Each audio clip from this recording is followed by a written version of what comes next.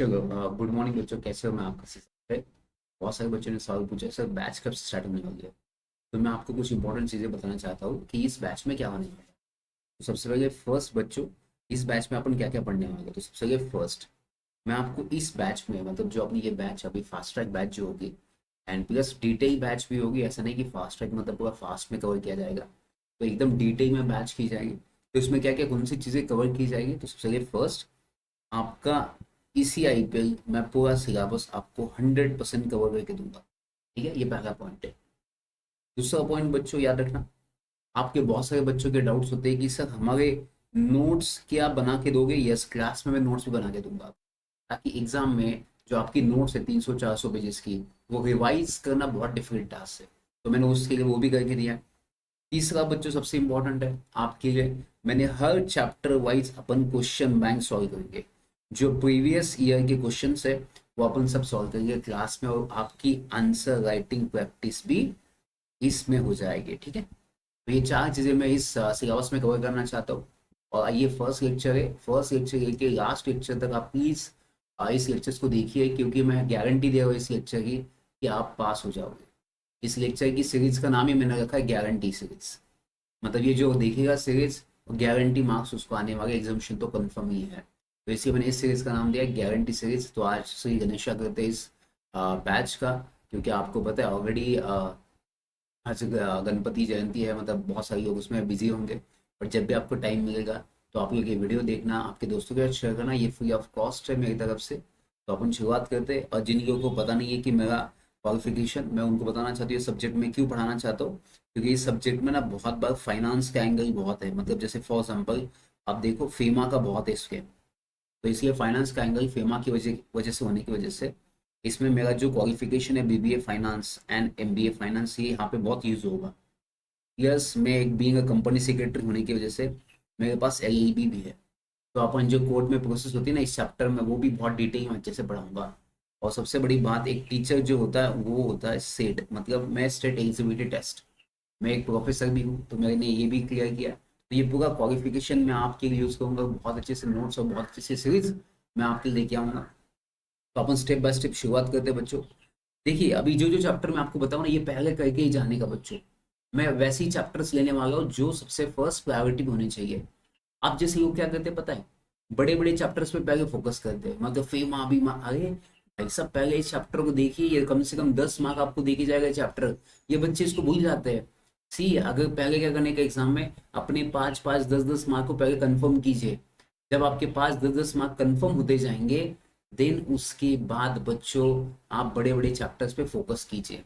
ठीक है, तो चलिए अपन सबसे पहले फर्स्ट ऐसे छोटे छोटे चैप्टर्स निपटा देंगे। 60-70 मार्क्स आपके कंफर्म कर देंगे, देन आप उसके बाद बड़े बड़े चैप्टर्स पे जा सकते हो।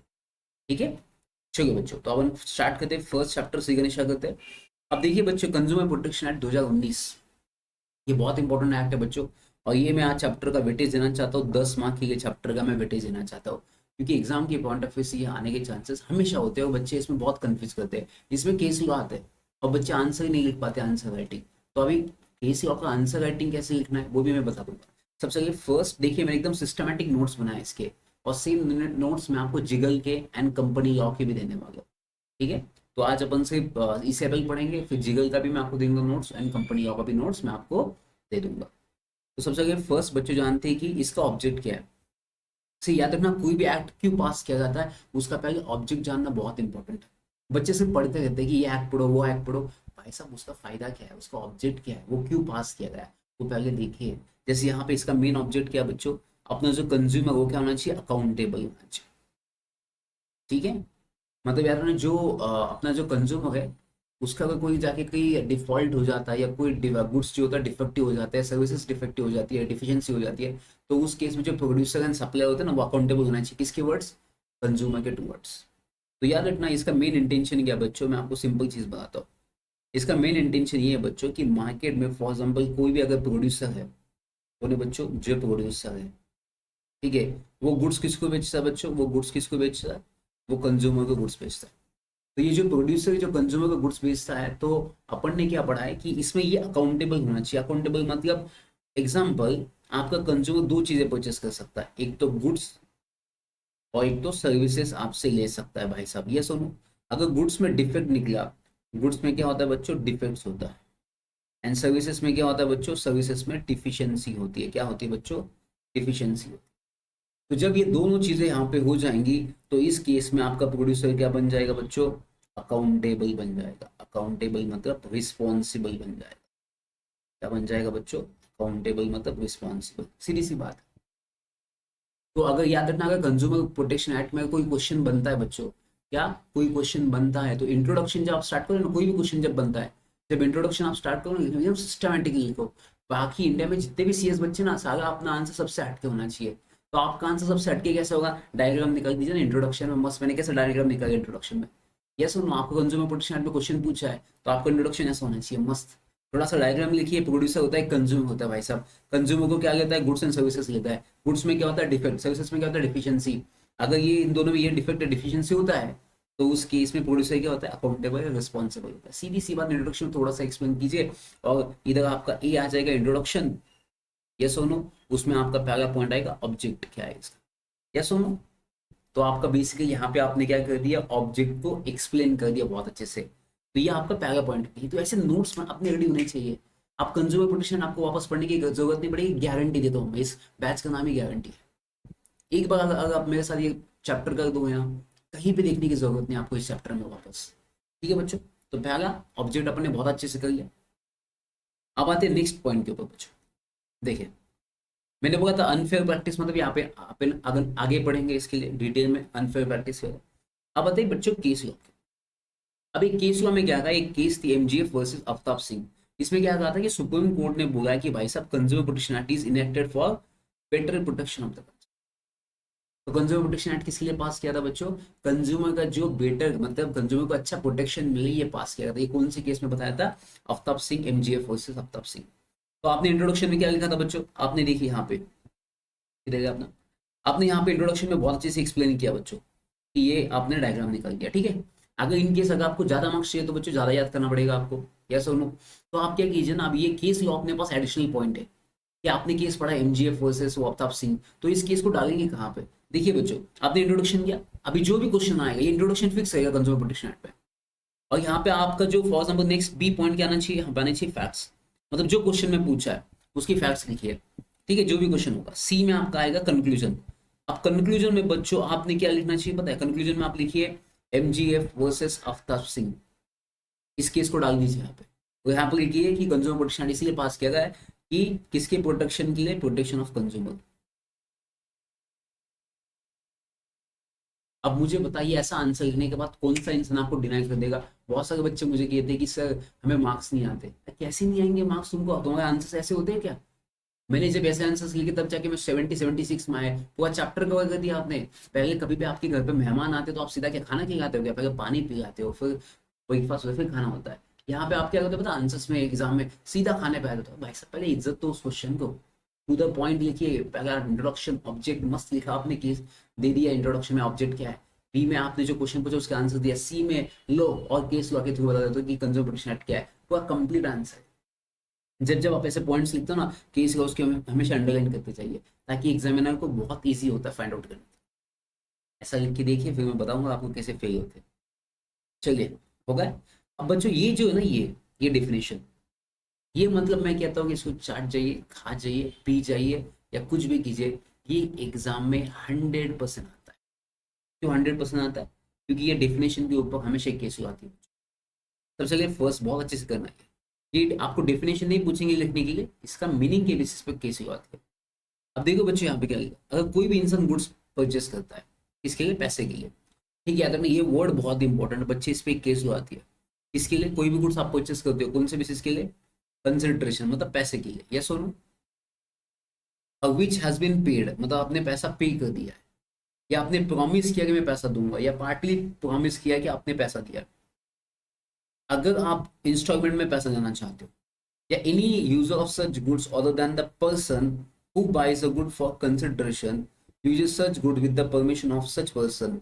देखिए मतलब क्या होता है, जो बेचने वाला है उसके परमिशन के साथ अगर आप गुड्स परचेस करो, ऐसा नहीं कि आपने बिना परमिशन के चोरी करके उठा के लेके आओ, बोलेंगे नहीं सर गुड्स डिफेक्टिव है, कि हम केस कर सकते हैं, वैसा नहीं बोला। With consent from the seller.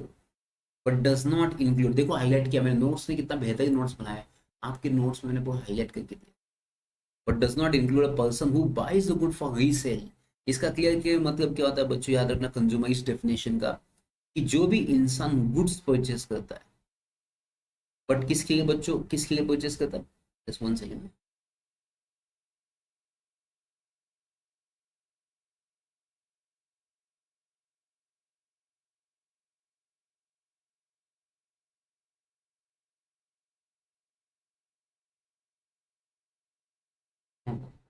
देखिए ये क्या बोलता है बच्चों, तो कोई भी इंसान क्या करता है बच्चों,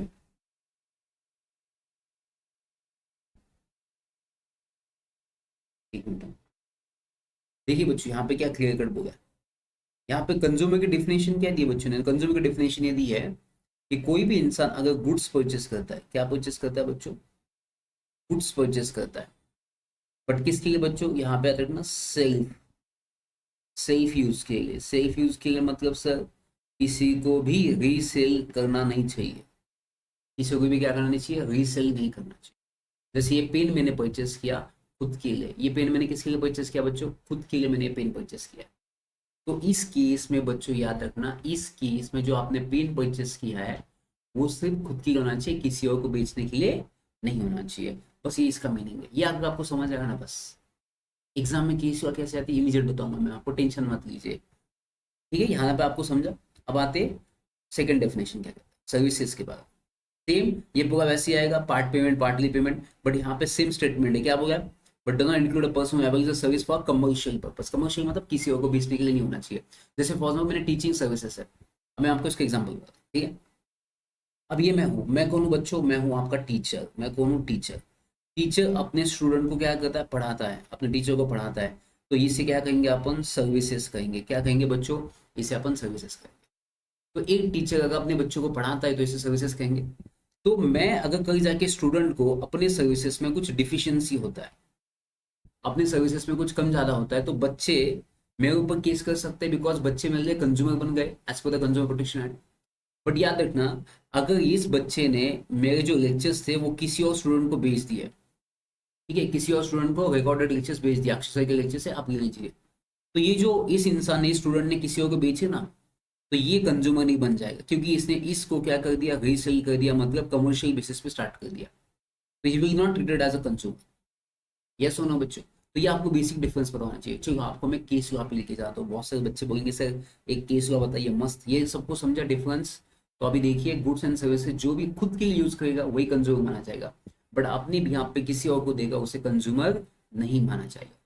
चलो मैंने आपकी ना क्वेश्चन बैंक भी बना दिया है आपके सामने क्वेश्चन बैंक। अब देखिए बच्चों, मैंने आपको बोला था कंसिडरेशन होना चाहिए, पैसा होना चाहिए, चलो आ जाओ मैं आपको केस लॉ बताता हूँ, आंसर भी लिख के देता हूँ, मजे ही मजे। चलिए सबसे चलिए फर्स्ट, जो रूबीना है देखिए क्या बोलता है केस लॉ, और ये 2021 की केस लॉ है, मैं सब 3 साल के पूरे क्वेश्चन पेपर सॉल्व कर दूंगा। अभी जो रूबीना है ये ऑपरेटेड इन जनरल हॉस्पिटल, ये हॉस्पिटल में जाती है, which was under the control of the government of Maharashtra. यहाँ पे क्या होगा बच्चों, फ्री ऑफ चार्ज, क्या हो गया, फ्री ऑफ कॉस्ट। और अपन ने डेफिनेशन में क्या पढ़ा है, कंसिडरेशन। देखिए यही तो ट्विस्ट होता है, इसी में तो फोकस कीजिए। For family planning, okay, Tommy subsequently she gives the birth to a female child. She filed a complaint against the state of Maharashtra and the doctor who performed the operation, including 2 lakh for negligence in performing the operation. Rubina sought for relief of 2 lakh under the Consumer Protection Act, stating that the negligence of the doctor and the state of Maharashtra being the control of the hospital may be treated as deficiency in service. Decide Rubina will succeed. क्या Rubina success होगी, आ जाइए। तो अपने को क्या करने का बच्चों, एक रूबीना नाम की बंदी है जिसने क्या किया था बच्चों, रूबीना नाम की बंदी ने क्या किया था, केस किया उनके ऊपर। क्या किया बच्चों, रूबीना नाम की, देखिए मैंने हर चैप्टर के क्वेश्चन बना दिए, तो कुछ करने की जरूरत नहीं, सिर्फ इस क्वेश्चन को सॉल्व करने का, ये आपने सॉल्व किया तो पास की गारंटी, गारंटी। ठीक है, चलिए। तो अभी देखिए बच्चों, अपन आते आंसर्स पे, किस पे आएंगे अपन अभी, अभी अपन आएंगे आंसर। तो अभी अपने रूबीना की केस पढ़ी, तो चलो देखते हैं रूबीना के केस में क्या हुआ है। मैं आपको एक छोटा सा चीज बताता हूँ। अभी 2021 में जो केस पूछी गई थी, ये केस वापस रिपीट होने के चांसेस बहुत है। अब ये कौन है, रूबीना मैडम है, ठीक है। अब ये रूबीना मैडम का इश्यू क्या है वो पहले मैं आपको बताता हूँ। रूबीना मैम में क्या है कि गवर्नमेंट हॉस्पिटल में जाती है, किस में जाती है, गवर्नमेंट ऑफिस, ठीक है, गवर्नमेंट हॉस्पिटल में जाती है, वहाँ पे जाके फैमिली प्लानिंग करती है। क्या करती है? Family planning. बट ये जो फैमिली प्लानिंग करती है ना, ये क्या है? सर्विसेज है बच्चों, ये क्या है? सर्विसेज है। तो सर्विसेज है तो आपको पता है सर्विसेज क्या होनी चाहिए? कंसिडरेशन होना चाहिए, मतलब कुछ तो पैसा होना चाहिए। आपने कॉन्ट्रैक्ट में इसका डिफिनेशन पढ़ा होगा। कंसिडरेशन का डिफिनेशन क्या कॉन्ट्रैक्ट के अंडर? तो टू सेक्शन सब डी, डी फॉर कंसिडरेशन, ऐसा रेफरेंस देने का 2D। इसमें इंडियन कॉन्ट्रैक्ट एक्ट में मेंशन किया है। तो कंसिडरेशन का मतलब क्या होता है? Something in return. ठीक है, उसे कंसिडरेशन माना जाएगा, समथिंग इन रिटर्न। बट यहाँ पे जो सर्विसेज ली थी उस महिला ने, वो फ्री ऑफ कॉस्ट ली थी, मतलब कोई चार्जेस नहीं थे, फ्री में लिया था। तो जब कोई चीज़ आप फ्री में लेते हो तो आपके ऊपर कोई राइट नहीं आता है, बिकॉज फ्री में यूज़ किया हुआ पैसे के ऊपर आप कोई राइट नहीं क्लेम कर सकते। तो वो भी ना इस केस में केस नहीं कर सकती, बिकॉज वो कंज्यूमर ही नहीं है। क्योंकि कंज्यूमर के डेफिनेशन में आपने क्या पढ़ा? देखो ये स्टेटमेंट में आपको देता हूँ, देखिए क्या लिखा है बच्चों यहाँ पे। यहाँ पे लिखा है कंसिडरेशन, यहाँ पे क्या वर्ड दिया है? कंसिडरेशन वर्ड दिया है। दिया है कि नहीं दिया है? तो आपको क्या करने का बच्चों, बहुत सारे बच्चे इससे डेफिनेशन याद करने की मत कीजिए, रेफरेंस दीजिए। कैसे लेने का आंसर, अगर मैं स्टूडेंट होता तो देखिए मैं केस लॉ कैसे लिखने का मैं आपको बताता हूँ, बहुत सिंपल आइडिया। देखिए बहुत सारे बच्चे केस लॉ में अटक जाते। तो मैं क्या करूँगा, सबसे पहले फर्स्ट मैंने आपको बोला था अपना पहला पॉइंट क्या आना चाहिए बच्चों? इंट्रोडक्शन। ठीक है, इंट्रोडक्शन में आपका पहला पॉइंट क्या आना चाहिए बच्चों? सबसे पहले फर्स्ट इंट्रोडक्शन में आप क्या लिखोगे? पहला पॉइंट लिखिए इधर, या आप इसको ना आप इसको जैसे चाहिए वैसे कर सकते हो इंट्रोडक्शन में। सबसे पहले फर्स्ट पॉइंट क्या लिखोगे आप? कंज्यूमर क्या होता है? तो बच्चों अपन ने सबसे पहले इंट्रोडक्शन में पढ़ा था कंज्यूमर की डेफिनेशन क्या होती है, उसको ऑब्जेक्ट भी पढ़ी है। तो सबसे पहले अपन फर्स्ट स्टार्ट करिए, ऑब्जेक्ट क्या होता है, मैंने आपको बताया था। तो इसका मेन ऑब्जेक्ट क्या है बच्चों? तो याद रखना, सिंपल से वर्ड्स लिखने का। बच्चे के दिमाग में आता है कहाँ से स्टार्ट करने का, कौन से वर्ड से स्टार्ट करने का, स्टेटमेंट याद नहीं आता। ऐसे जो बच्चे होते हैं ना, कहीं से भी स्टार्ट कीजिए, सिंपल वर्ड से स्टार्ट कीजिए, सिंपल जितना लिखे उतना अच्छा है। यहाँ पे क्या लिखेगा? The main object of consumer protection act, या आप फुल लिखने का। कंज्यूमर प्रोटेक्शन आपने फुल लिखने का, मैं शॉर्ट फॉर्म में से लिख रहा हूँ क्योंकि मैं अभी अपने पास टाइम कम है। तो कंज्यूमर प्रोटेक्शन एक्ट 2019, क्योंकि अभी अपडेट हो चुका है। The main object consumer protection 2019 is to protect, to protect consumers, to protect consumers from unfair trade practices, unfair trade practices। ठीक है, आपने इंट्रोडक्शन में लिख दिया बच्चों, ये सुनो। तो अभी इसमें क्या लीजिए, इसमें अनफेयर ट्रेड प्रैक्टिस को अंडरलाइन कीजिए। ठीक है, अब बच्चों सेकेंड यहाँ पे ये पॉइंट लिख दीजिए आप कि in this act producer is more accountable, in this act producer is more accountable towards consumer, towards consumer. ठीक है, तो अभी यहाँ पे अकाउंटेबल कंडीशन खत्म। इंट्रोडक्शन बहुत अच्छा, अपन इंट्रोडक्शन दिया। अभी आप केस लॉ पे एंटर करो, अभी बी में जाएंगे अपन, केस लॉ। कहाँ पे जाएंगे बच्चों? बी लॉ में जाएंगे अपन, केस लॉ। ठीक है, तो केस लॉ का क्या क्या करने का? With reference. अभी यहाँ पे देखिए आपने जो केस लॉ पढ़ी थी कौन सी थी? रुबीना की केस लॉ। ठीक है, केस लॉ कौन सी यहाँ पे? रुबीना।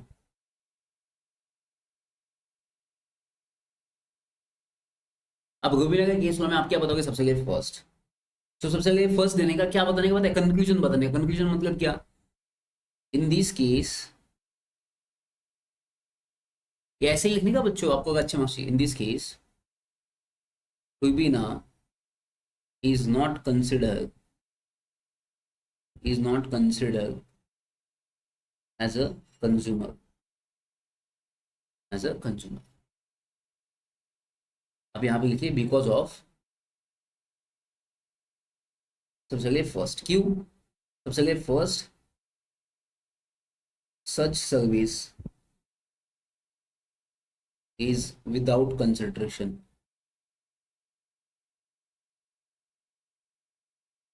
सच सर्विस इज विदाउट कंसिडरेशन। उसने जो सर्विस ली थी विदाउट कंसिडरेशन थी, तो विदाउट कंसिडरेशन पर अंडरलाइन कीजिए। सेकेंड पॉइंट, ठीक है।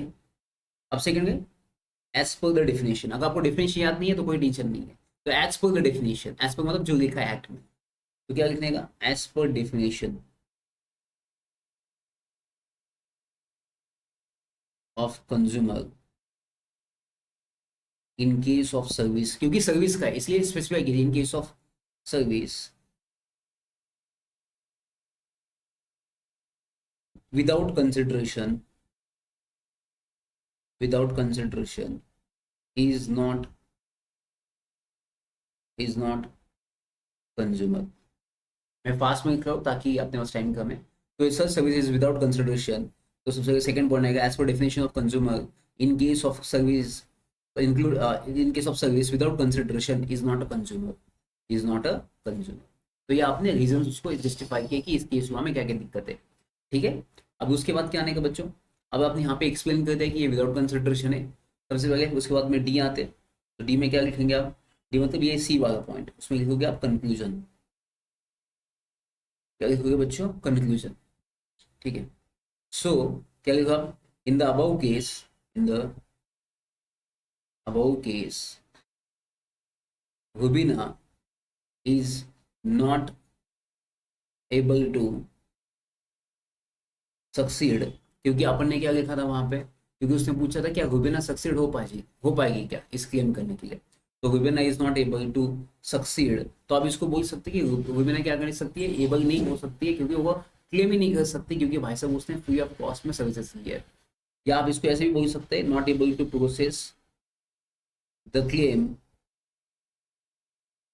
अगेंस्ट गवर्नमेंट ऑफ महाराष्ट्र, जो भी लिखा है। ठीक है, तो आप इसमें और डाल दीजिए, अपने केस हुआ पढ़ा था। तो यहाँ पे क्या लिख सकते हो आप, एमजीएफ की केस दे सकते हो, एमजीएफ वर्सेस आफ्ताब सिंह, उस केस का रेफरेंस दे सकते हैं कि कंज्यूमर प्रोटेक्शन एक्ट 2019 या 1986 is for protection of the consumer. तो ऐसा आप आगे जाके कंटिन्यू कर सकते हैं, अपने पास टाइम नहीं है। तो ये ऐसा आपका आगे आंसर लिख दिया, तो देखिए किसी की हिम्मत है आपको 5 में से कम मतलब 3-2 मार्क्स देने के। तो बहुत सारे बच्चे मेरे पास कंप्लेंट लेके आते हैं कि सर हमें मार्क्स नहीं मिलता, मार्क्स नहीं मिलता। आपको मार्क्स कैसे नहीं मिलेंगे भाई साहब, आपने इतना बड़ा आंसर लिखना चाहिए ना। इंट्रोडक्शन में पहले बताइए, फिर केस में बताइए क्या सिचुएशन हुआ है, फिर कंक्लूजन बताइए क्यों नहीं क्लेम कर